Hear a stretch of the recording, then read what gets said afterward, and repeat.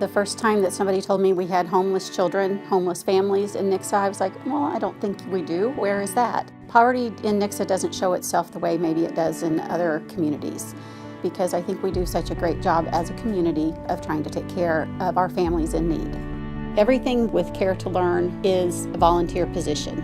We have so many volunteers that come in and help with backpacks. We are so grateful to North Point Church for giving us the space to do this and to store our food. And then every Thursday morning we have a volunteer to take food bags to the schools every week. We have a wonderful volunteer base. We couldn't do this without them. We were spending more than what we were bringing in, and that doesn't make us last very long. So Boots and Bling was something that we have been working on for many years. We now have money coming in so that we can continue to help our children with food bags, hygiene kits, shoes, clothing. There's many areas that Care to Learn covers. We have been able to increase the number of students that we help by implementing a food pantry program with funds from Boots and Bling. We've also added a summer feeding program. This summer we're looking at actually getting the food out to the students and being able to help with the needs that they have for the summer. I enjoy this and I enjoy giving back. It's a great community, it's a great school district, and I wouldn't have it any other way.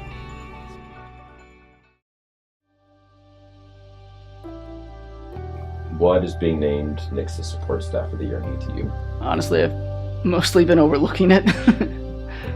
It's really great, but I mean, I don't feel like I deserve it. And the content that I'm sharing and that I'm producing isn't really my own. I'm just sharing what's going on in our district. I'm just focused on capturing that feeling. People are compassionate about what they do, who they do it for, and why they do it. And I think that's a lot of what's important to me as far as showing that and capturing that. You know, you just got a small time to tell us a big story. And so unfortunately a lot of it gets cut. That's probably the part I like the least about what I do. A lot of people underestimate our students, including myself. I'm often very surprised and impressed when I get to go out there and meet some of these students and talk with them. The way they perceive the world and its issues and how they solve them is really unique and really valuable. And I think a lot of our teachers and staff recognize that value. That's how they're able to work and invest into these students, is because they see their value and what they're worth. And they just want to build upon that, invest in them, reach their potential.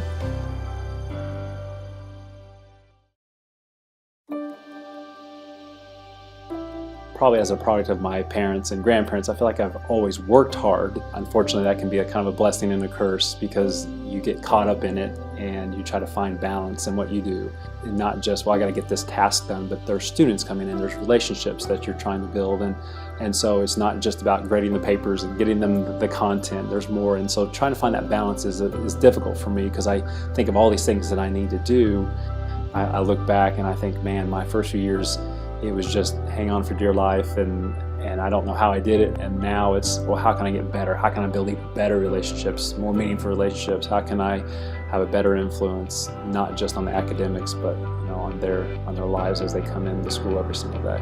You may not have your best today, but let's give me something that you can work with today, and maybe tomorrow we can give me 110% to make up for it.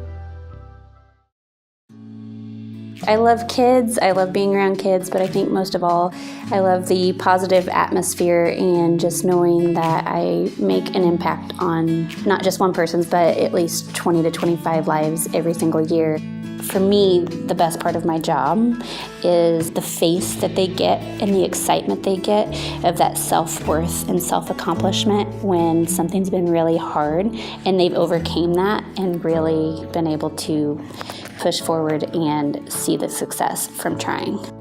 Every day is a new day, and I'm learning every day. I'm learning from my mistakes and model that I'm not perfect, and I want them to see that I'm not good at everything. I want them to understand my struggles, my strengths, and how I overcome those. Every day I'm reflective, and so I think I'm teaching them to be reflective. So as years come, I'm just continuing to reflect back on what has and what hasn't worked, but more than anything, trying to focus in on the needs of my students and what we need as a class.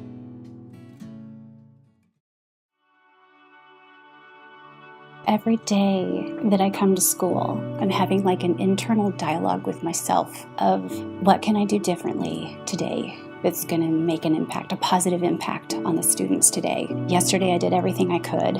Today I can do more. I love this age level just for their innocence, their love they come in with. They're just so excited to be here. I do like all the hugs I get. And I can be silly and they don't care.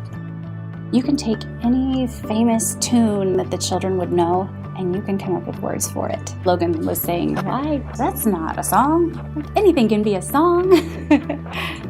We start the year out teaching the students that we're like their family away from home. We embrace all those emotions that we have, that it's okay to have those emotions. We teach them composure and how to handle those emotions. They are capable of more than anyone gives them credit for.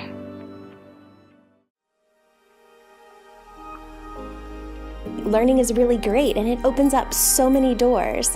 And so I want my students to have that lifelong learning love. I like to just keep learning exciting and show them that I'm still learning all the time as well. I want them to be so passionate about learning and I want them to know that they can do it. And I want them to be able to see what their gifts are. I want them to be trained how to use their superpowers. Maybe you have a kiddo that comes and they have a blurting out, but then that's secretly a superpower of theirs. So if they learn how to use that in the right way, when superheroes learn they are a superhero, they have no idea how to use their superpowers. So that's how I view kids when they come to me. These are kids. They have superpowers. They have no idea how to use them. I hope that when they leave, they know how to use their superpower in the right way to help others. I think a lot of the teachers in the district are the same way. It's all the teachers here, and I learn from them daily.